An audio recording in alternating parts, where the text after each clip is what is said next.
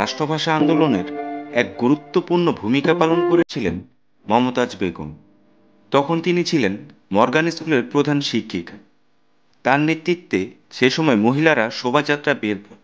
ভাষা আন্দোলনে যোগদানের কারণে মমতাজ বেগম 1952 সালের 29শে ফেব্রুয়ারি স্কুল থেকে বরখাস্ত হন এবং প্রায় 1.5 বছর কারাবরণ করেন। মমতাজ বেগম 1923 সালের 20 মে কলকাতার হাওড়ায় জন্মগ্রহণ করেন। তার প্রকৃত নাম ছিল কল্যাণী রায় চৌধুরী মিনি। তার পিতা মহিমচন্দ্র রায় আর মাতা মাখনলাল মতি দেবী। তিনি পরবর্তীতে ইসলাম ধর্ম গ্রহণ করেন। এই ভাষা সৈনিক 1967 সালের 30 জুন ঢাকা মেডিকেলে চিকিৎসাধীন অবস্থায় ইন্তেকাল করেন।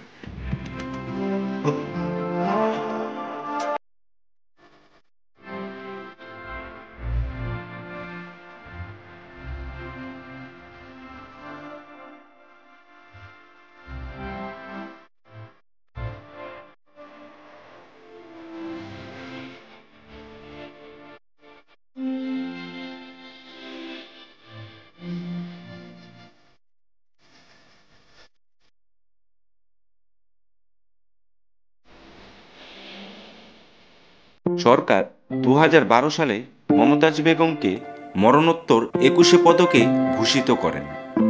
রাষ্ট্রভাষা আন্দোলনের অবদানের জন্য 16 নম্বর ওয়ার্ডের মর্গান উচ্চ বালিকা বিদ্যালয়ের সামনের সড়কটি ভাষা সৈনিক মমতাজ বেগম সড়ক নামকরণ করা হয়েছে।